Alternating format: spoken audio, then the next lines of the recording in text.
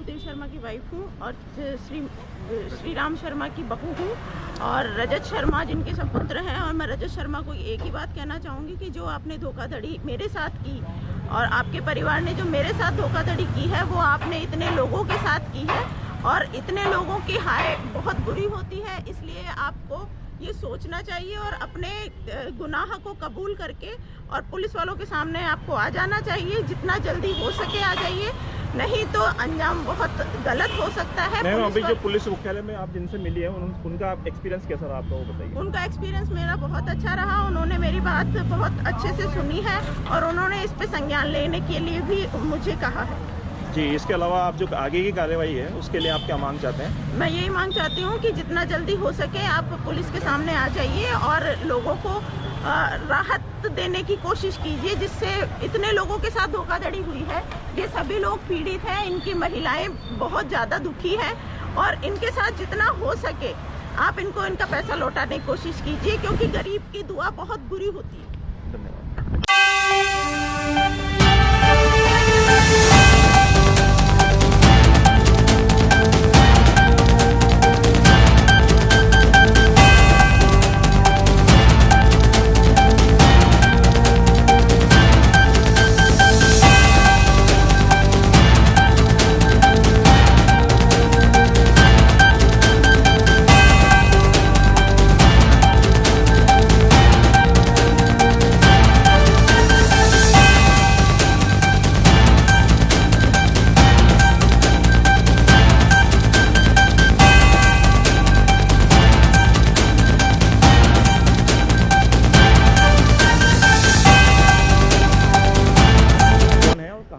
इसके बारे में बताइए। मेरा नाम ममता शर्मा है, मैं जयपुर से आई हूँ, शास्त्री नगर जयपुर से आई हूँ। और एक्सपीओ में जैसे धोखाधड़ी हुई है वैसे मेरे साथ भी 8 साल पहले ही धोखाधड़ी हो चुकी है। मैं इसी परिवार की सदस्य हूँ और जो रजत शर्मा के जो ब्रदर है बड़े भूदेव शर्मा और श्री राम शर्मा के पुत्र हैं, उनकी बड़ी बहू हूँ मैं।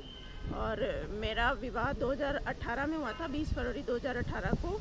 और इन्होंने मेरे साथ भी धोखाधड़ी की थी। मेरे पति को गवर्नमेंट सर्वेंट बताया था इन्होंने, और फिर जब शादी होने के बाद में मुझे पता चला तो वो ना तो कोई गवर्नमेंट सर्वेंट है और ना उस घर में रहते हैं। और मेरे ससुर की इतनी गंदी नीयत थी मुझे लेकर के कि उन्होंने मतलब मुझे सीढ़ियों से नीचे गिरा दिया था और मेरे राइट पैर में पैरालाइज्ड हो गई थी मैं, और मुझे कभी भी संभाला नहीं गया। और 24 जुलाई 2018 को मुझे गोविंदगढ़ स्टैंड पे छोड़ करके चले गए थे, बिल्कुल कि हम तुझे डॉक्टर के दिखाने लेके जा रहे हैं, और मुझे वहाँ पे गोविंदगढ़ स्टैंड पर ही छोड़ के चले गए थे। मैं कैसे न करके किसी राहगीर से बोल करके और मैं मेरे घर पर पहुँची।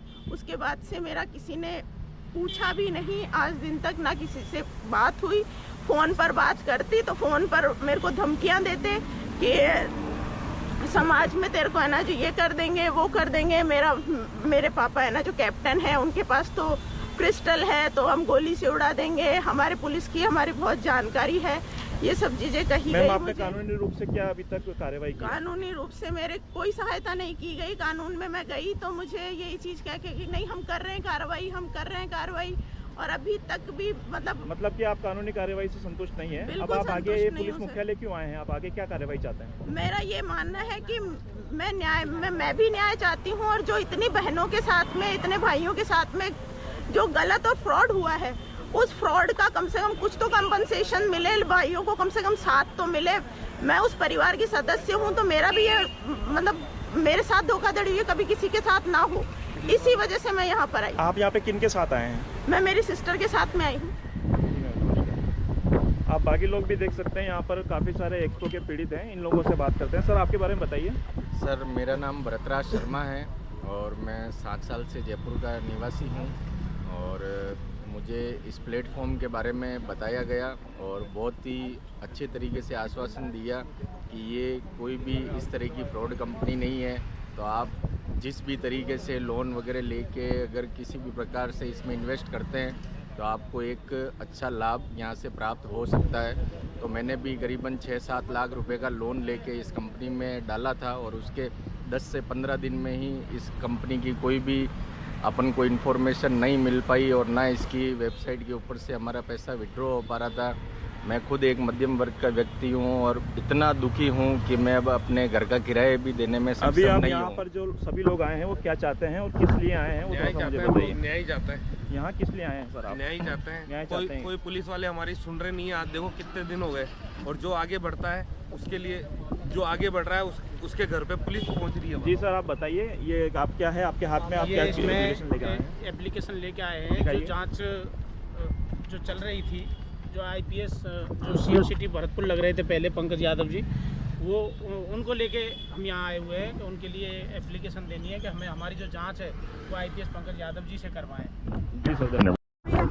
जी मैडम, आपके हाथ में क्या है ये एफआईआर दिखाइए आप, और आप और इस मामले में क्या आगे बताना चाहते हैं वो भी आप बताइए। ये एफआईआर है 2018।